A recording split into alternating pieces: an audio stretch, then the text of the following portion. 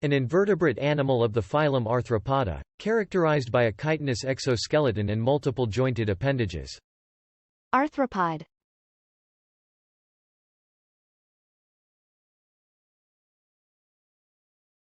It doesn't bite, but has quite a pinch. Coming up, Jonathan investigates the crabby world of marine arthropods. Welcome to Jonathan Bird's Blue World.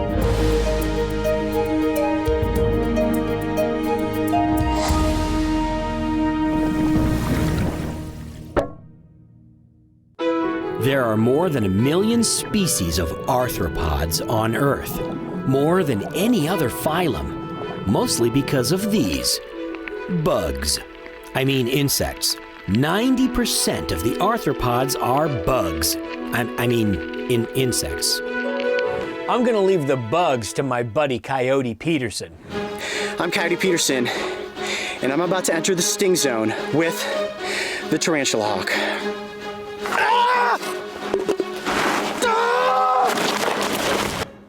No thanks. I'm gonna stick to the other arthropods, which are mostly underwater in my world. All arthropods share certain characteristics making them unique in the animal kingdom. Some well-known marine arthropods include crabs, lobsters, shrimp, horseshoe crabs, barnacles, yes, barnacles, and more obscure things like sea spiders, which are not spiders, and copepods, which are not insects even though they look like bugs, but they are kind of like underwater bugs. The most obvious characteristic of an arthropod is the external skeleton, which is technically not a shell.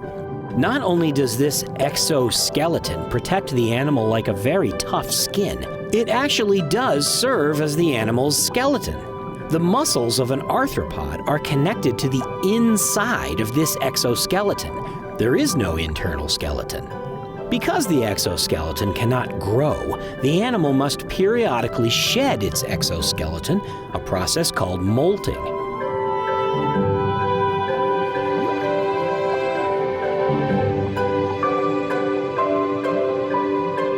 When it first molts, the new exoskeleton is soft. Over a couple days, it expands to a larger size and hardens. Once it hardens, the animal is stuck at this same size until it molts again. Until the new exoskeleton has hardened, the animal's quite vulnerable and tends to stay hidden.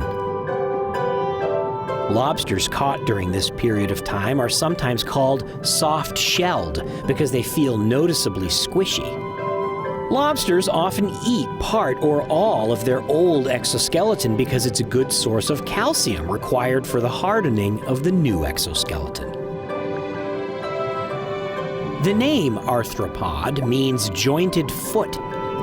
In order for an arthropod to move in such a rigid body, it has numerous joints in its exoskeleton. Like door hinges, they allow bending in only one axis.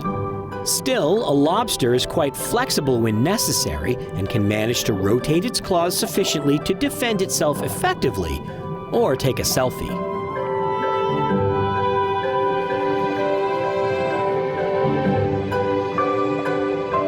Most arthropods also have compound eyes. Each eye is composed of many smaller light-sensitive organs. Together, they form a single working eye. The compound eye is not specialized so much for detailed sight as for the detection of motion. The taxonomy of this phylum is complicated with so many different kinds of arthropods.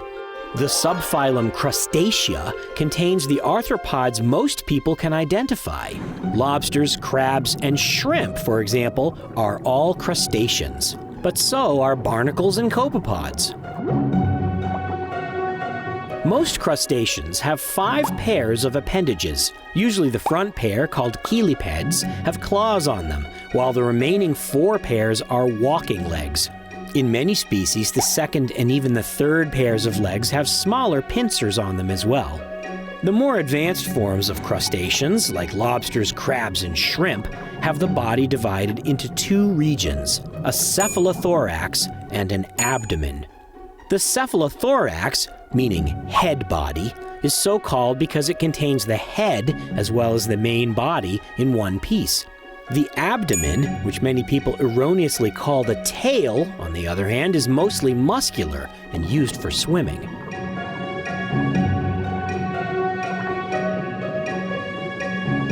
Barnacles are one of those crustaceans that don't look like they belong in the same group.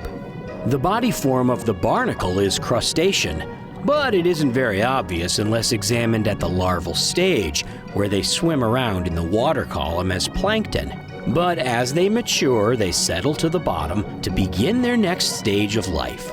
Attached to a hard surface, they create their own little houses called carina, which look like tiny volcanoes. Barnacles get their food by waving their limbs in the water to catch drifting plankton.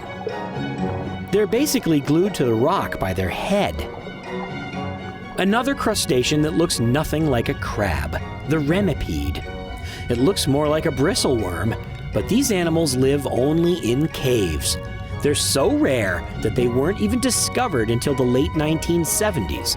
By who else but cave divers? Horseshoe crabs, which are not crabs or horseshoes or crustaceans, look quite different from other arthropods. They belong to an ancient group of arthropods going back 450 million years. Circa 1870, the horseshoe crab was given the name horsefoot crab, which is a better description of its shape than horseshoe.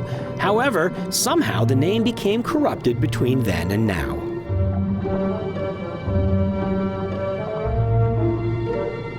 Arthropods reproduce by creating thousands of eggs. With crabs, shrimp, and lobsters, the female carries them around in a cluster on her tail until they hatch.